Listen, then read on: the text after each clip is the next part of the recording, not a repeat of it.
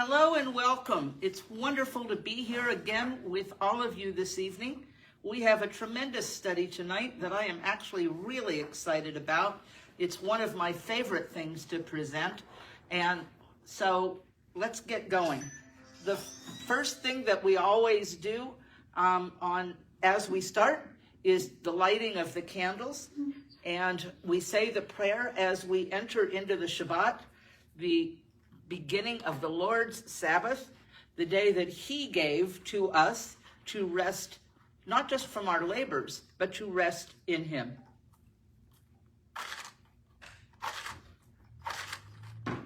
This is, of course, assuming I can get the match to light. Well, we might not be lighting candles tonight if this doesn't want to go. Of course, I only have these problems when I'm broadcasting live, you know. If I was doing this in the quietness of my own home with nobody watching, there we go.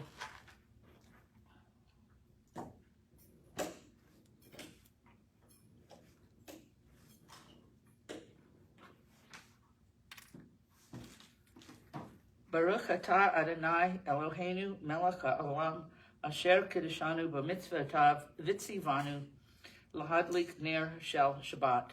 Blessed are you, O Lord our God, King of the universe, who has sanctified us with your commandments, and for whom we light these lights, remembering that you are the light of the world, that the word of God is a lamp unto our feet and a light unto our path, and we are to let our light shine. And then, of course, we will now recite the Shema, Deuteronomy 6:4. Shema Yisrael Adonai Eloheinu Adonai Echad.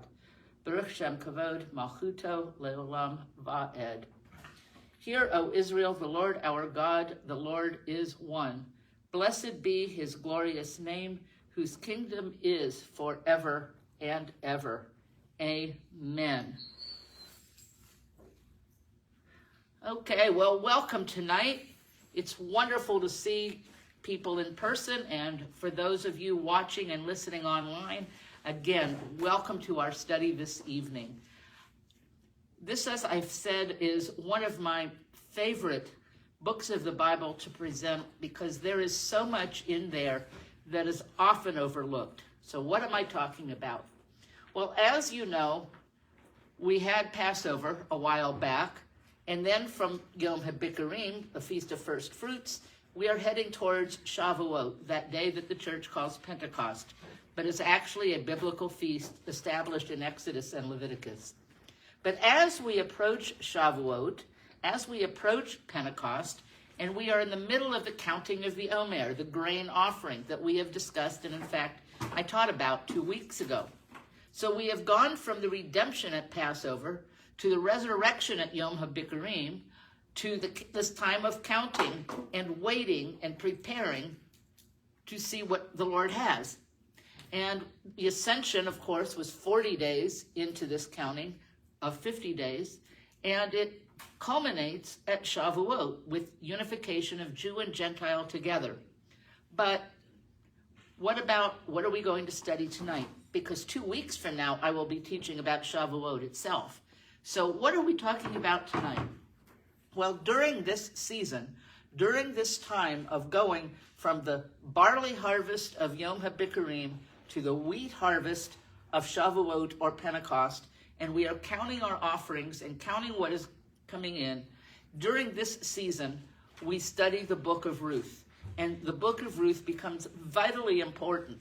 Well, why in the world would the book of Ruth be important when we're counting grain offerings? Well, let's look at that. Most of us know the basic story, at least most of us here tonight. But there is so much more than this basic story. There is intrigue in the book. There is even scandal in the book. The book of Ruth, when one really reads it thoroughly, could read like a modern-day soap opera if we actually paid attention to what it was saying. But the climax of this story results in things that changed the universe forever. And if they had not occurred, absolutely none of us would be here tonight. So can you imagine something of that important? So before we actually start with the story, I want to make sure you understand that in Hebrew and in Greek, during biblical times, names of people and places were given with meaning. They were not just given like I'm named Suzanne and Susie as a nickname. Names were given to people and places to indicate an attribute or something about the person that becomes significant. In fact, even in Hebrew today, when you meet someone in modern Hebrew, you don't say, what is your name? You ask, what are you called? Or how are you known? What is it about you that causes you to be known by people? That's the way you introduce yourself, because names are given with meaning. So when we look at the meaning of these names, there's so much more to the story. So let's look at this. In the book of Ruth, let's start at the beginning, of course, in chapter 1.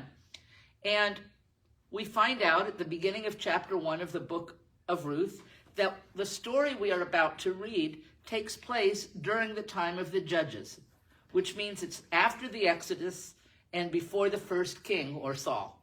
Okay, so it's during this period of time. And it says there was a famine.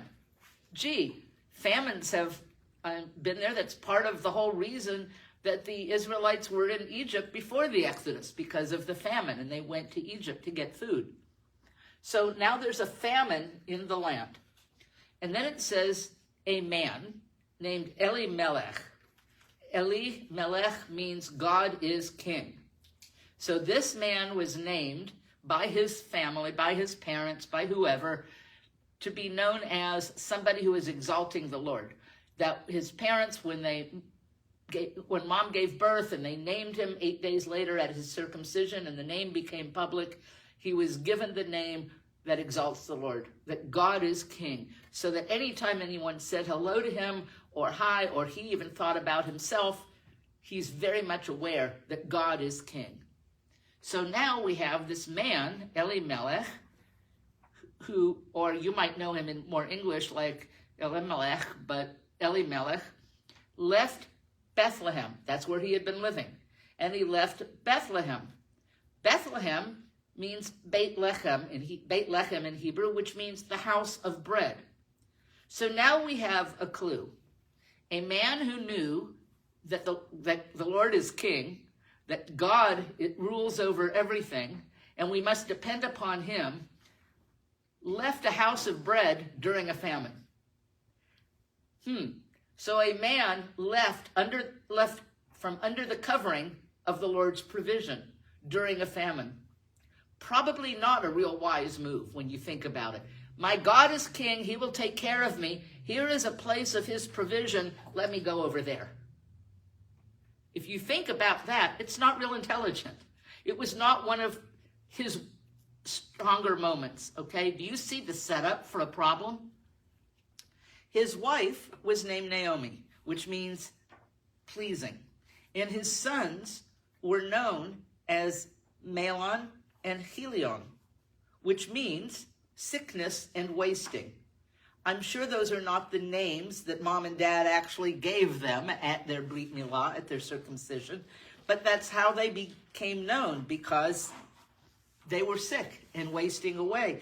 So, father named God is king, how are your two sons of sickness and wasting doing? You see a problem here. And my sons need help, and I am living in a place of God's provision, so let's leave. Not real smart, okay? So they left the land of provision. They left the land of their God. And then what happens? Elimelech dies. So now we have Naomi with her two sons, but they grew up and they married Moabite women. They married out of the faith. So they were raised by a mother named Pleasing, a father who said God is king, and so let's leave the Lord's provision and then marry out of the faith. Wow. Okay. So who were the Moabites? It says they married Moabite women. Well, who were they? Well, in Genesis 19, we find the story of who the Moabites were. Lot and his wife and daughters were in Sodom. We know that story.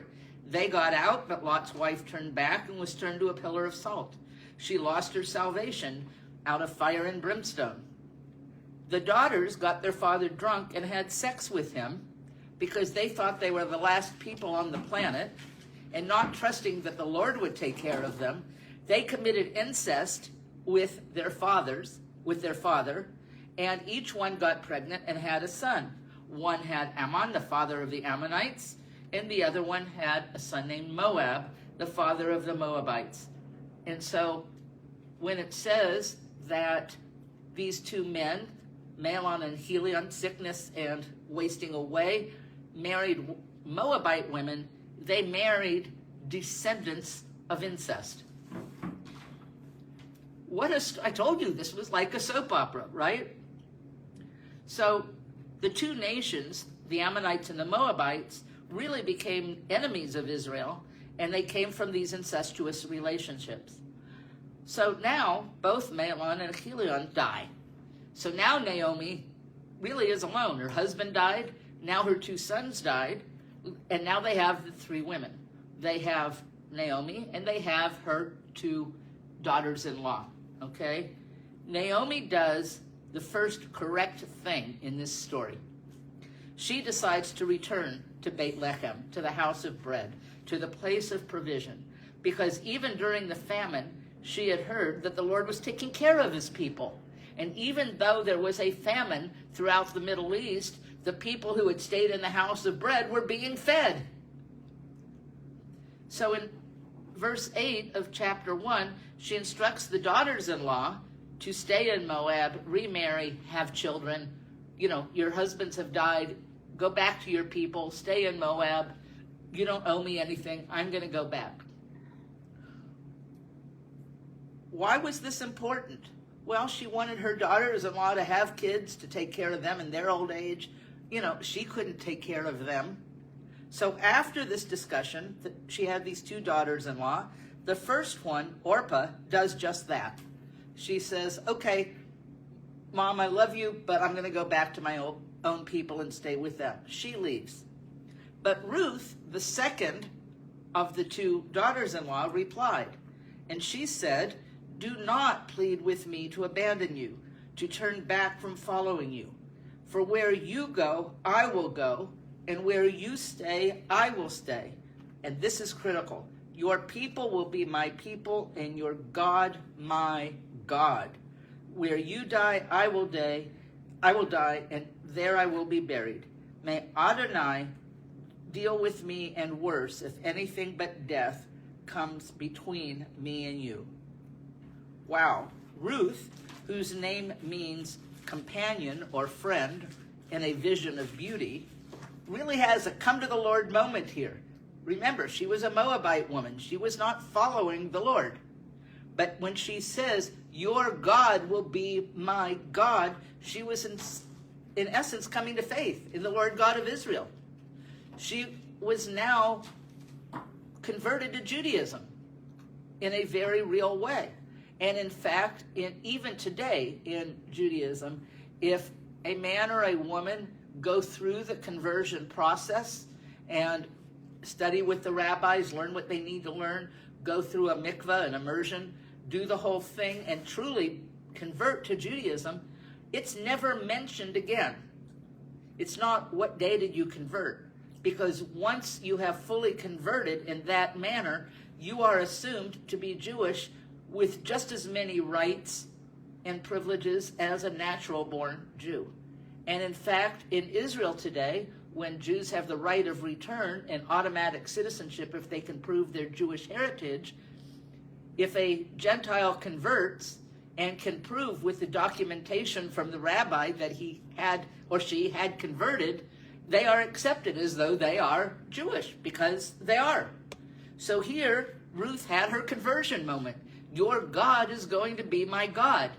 I'm going to leave the pagan worship of my family that my sister-in-law is going back to, but I'm going to follow you, your people. I'm going to identify with your people, with being Israelites, with being Jews. I'm going to identify with you, and I am going to worship the one true God.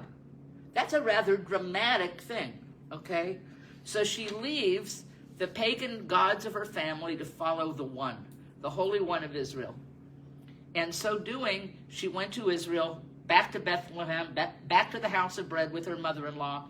And at that point, everything changes. The story suddenly picks up. They are greeted by the people who had stayed there, who had not run away. And Naomi tells them to don't call her Naomi anymore, because that means pleasing. But because of all she's been through with the loss of her husband and her 2 sons, they should call her Mara, which means bitter. If you remember the Passover Seder, the moror, from the same root word, means the bitter herbs. Okay?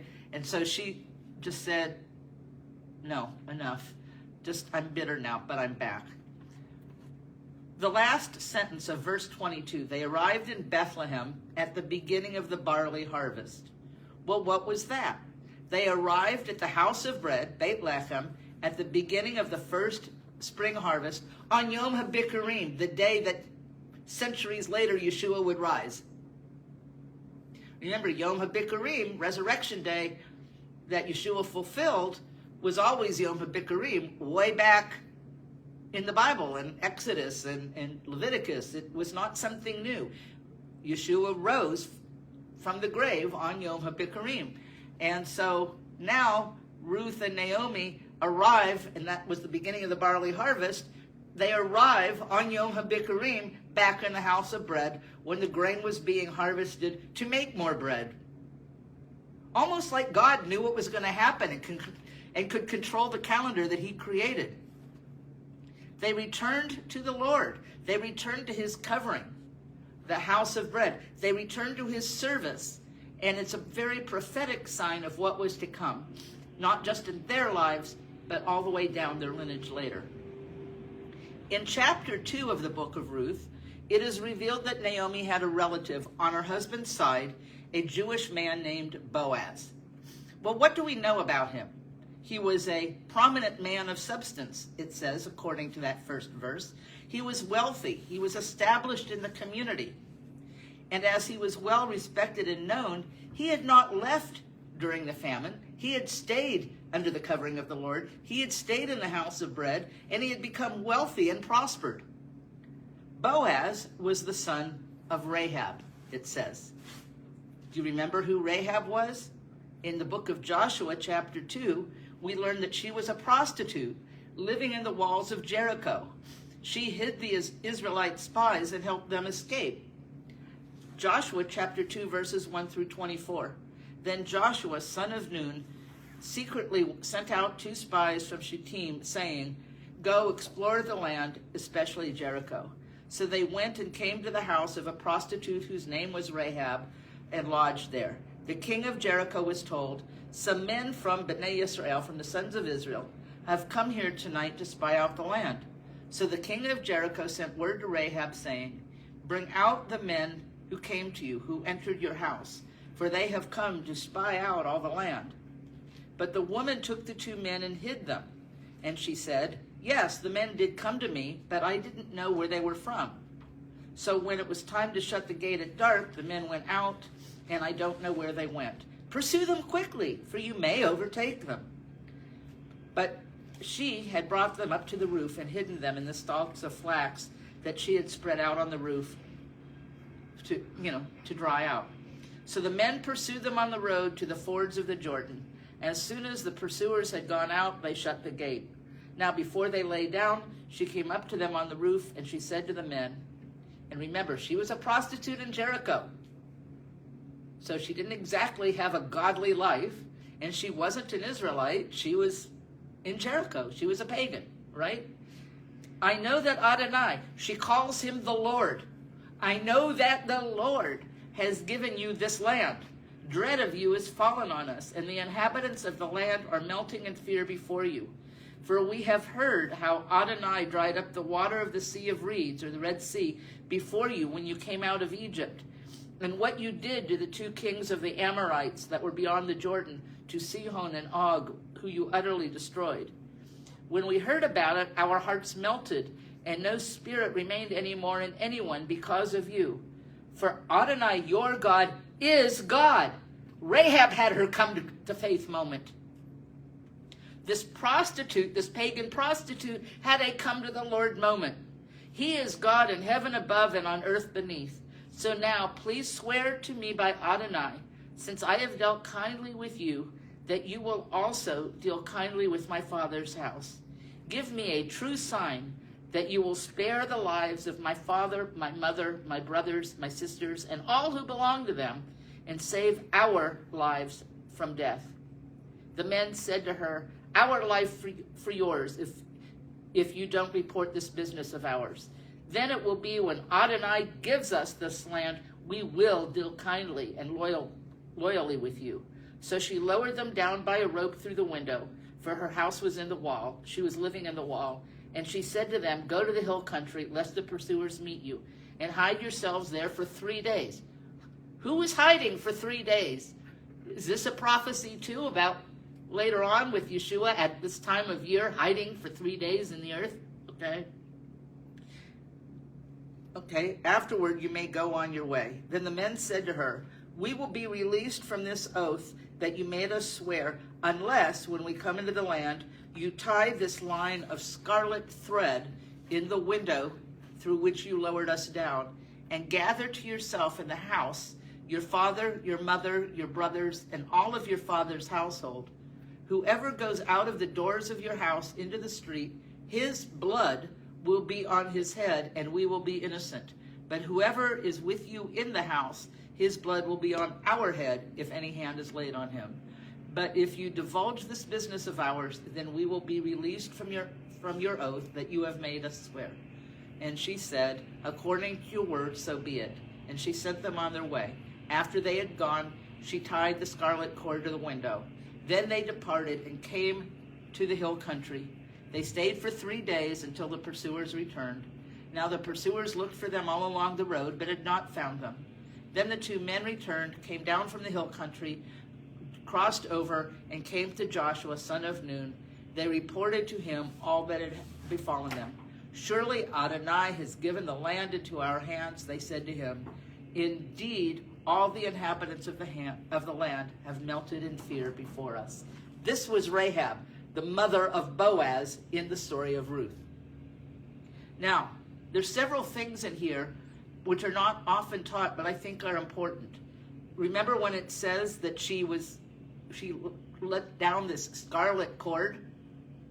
The way Hebrew works in this particular sense, we would read it as a scarlet cord, a cord, a rope that was dyed scarlet, dyed red. The reality is, the way Hebrew works, scarlet is the noun because of the way the 2 words are formed in Hebrew.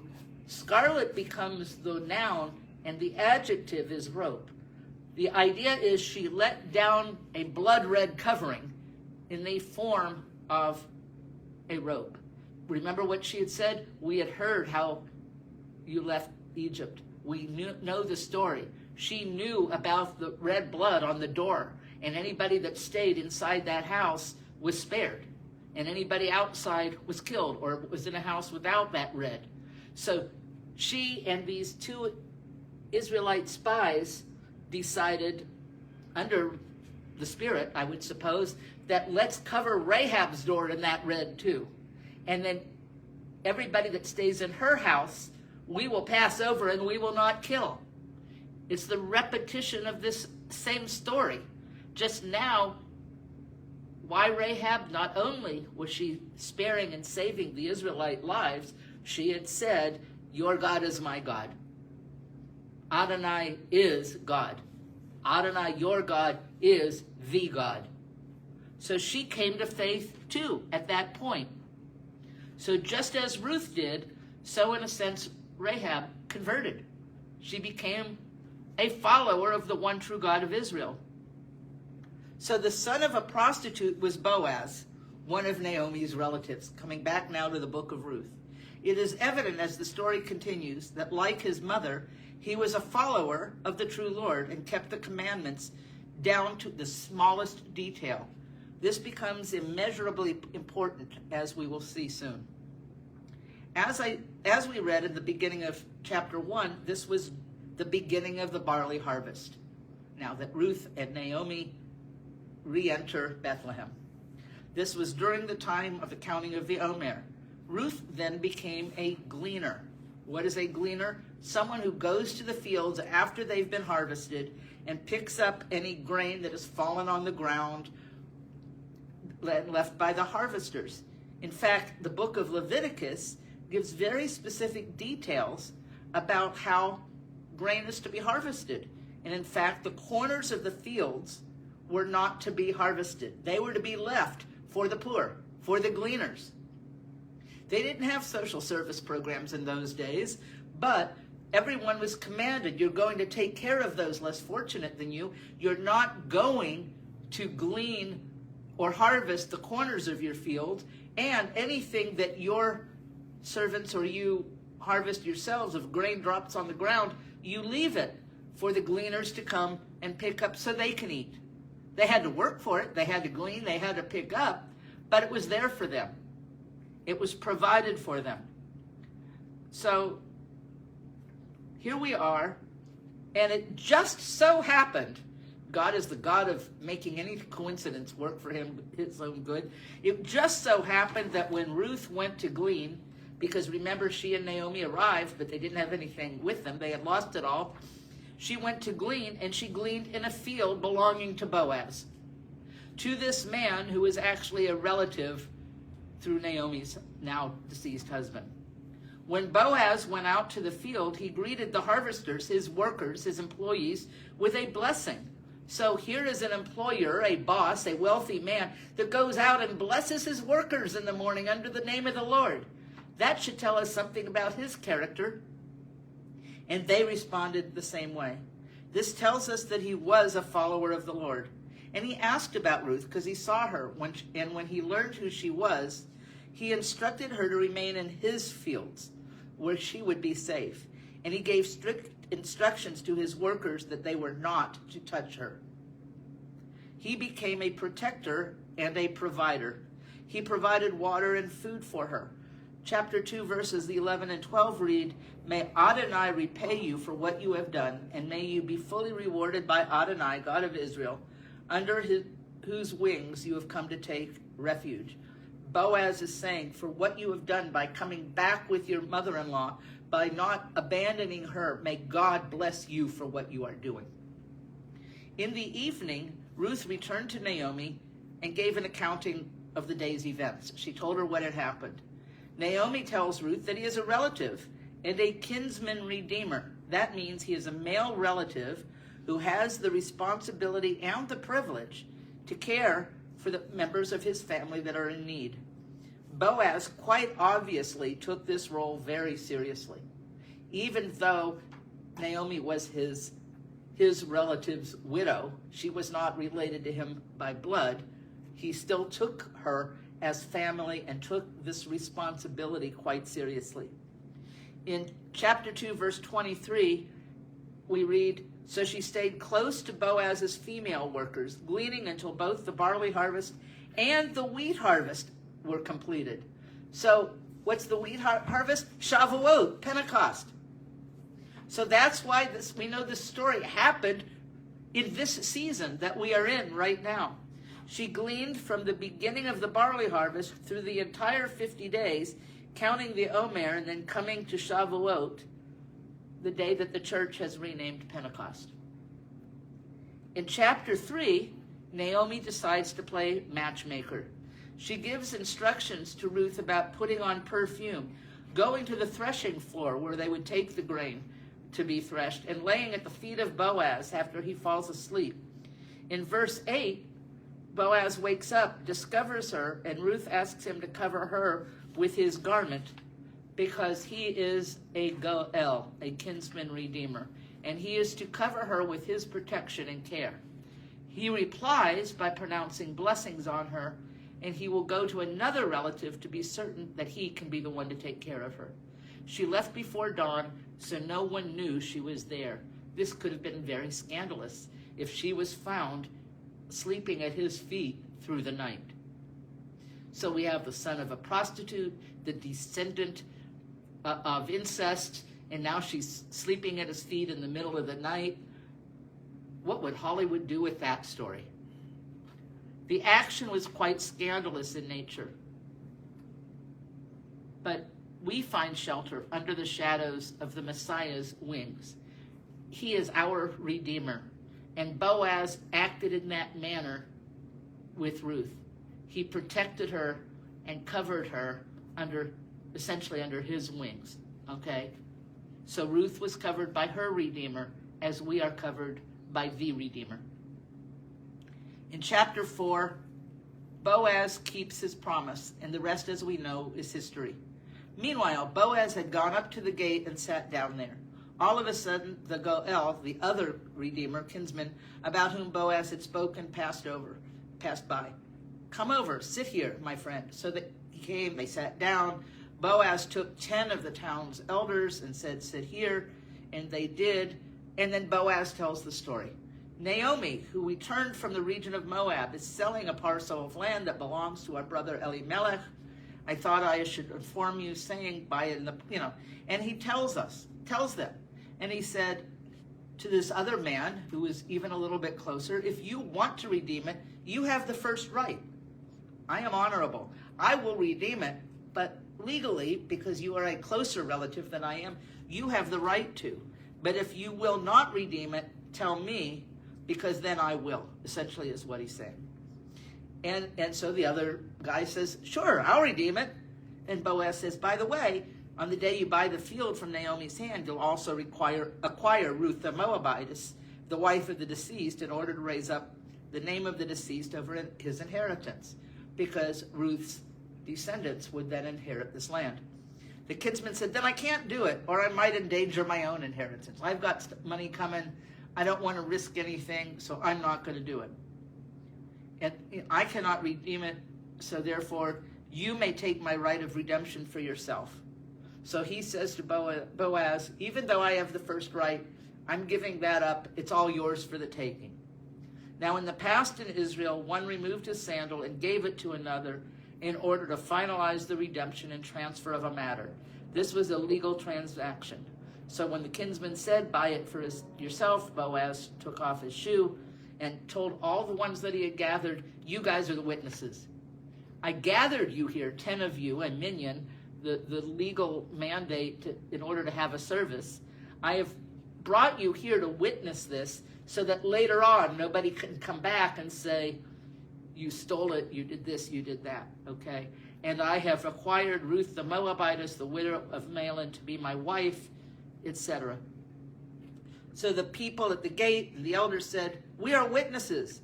May Adonai make the woman who has come into your house like Rachel and Leah, okay? And you know who they were, right? Who both built up the house of Israel. May you prosper and be renowned in Bethlehem. May your house be like the house of Perez, who Tamar bore to Judah, through the seed that Adonai will give you by this young woman. So Boaz took Ruth, and she became his wife. When he went to her, Adonai enabled her to conceive, and she gave birth to a son. Then the women said to Naomi, blessed be Adonai, who has not left you without a Gael, a kinsman redeemer, today. May his name be famous throughout Israel. And Boaz certainly became famous. Moreover, he will be to you a renewer of life and a sustainer of your old age. For your daughter-in-law, who loves you and is better to you than 7 sons, has given birth to him. Naomi took the child and held it to her bosom and took care of him. The neighboring women gave him a name, saying, a son has been born to Naomi. So they called him Obed. He was the father of Jesse, who was the father of King David. So Ruth then became the great-grandmother of King David, right? These are the generations of Perez. Perez fathered Hezron, Hezron fathered Ram, Ram fathered Aminadab, Aminadab fathered Nahshon, Nahshon fathered Salmon, Salmon fathered Boaz, Boaz fathered Obed, Obed fathered Jesse, and Jesse fathered David. So Boaz and Ruth had Obed, their son, then Jesse was their grandson, And so David was their great-grandson. King David came from this. King David came from this line. So let's recap here. Boaz, the son of a prostitute, marries the descendant of incest, and they became the great-grandparents of King David and are in the lineage of Yeshua.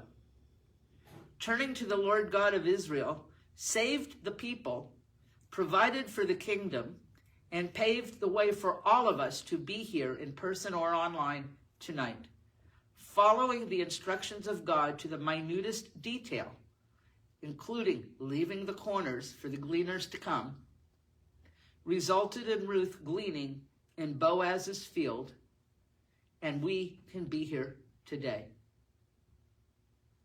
If any of you watching think that you have skeletons in your closet or your family history is something of which you should not be quite proud, how do you think this will ever be explained one day when we meet each other and Boaz, the son of a prostitute, the great-grandfather of King David, and Ruth, the descendant of incest, the great-grandmother of King David?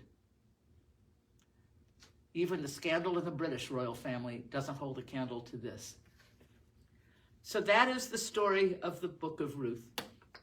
It's a little bit different than what most of you might have been taught or heard in the past, but that's okay. It tells me that God can use every single one of us, no matter what our past is. The difference with Ruth and with Rahab isn't whether they were born into a pagan culture. It was that they came to faith. They came to the Lord. Ruth said, your God will be my God.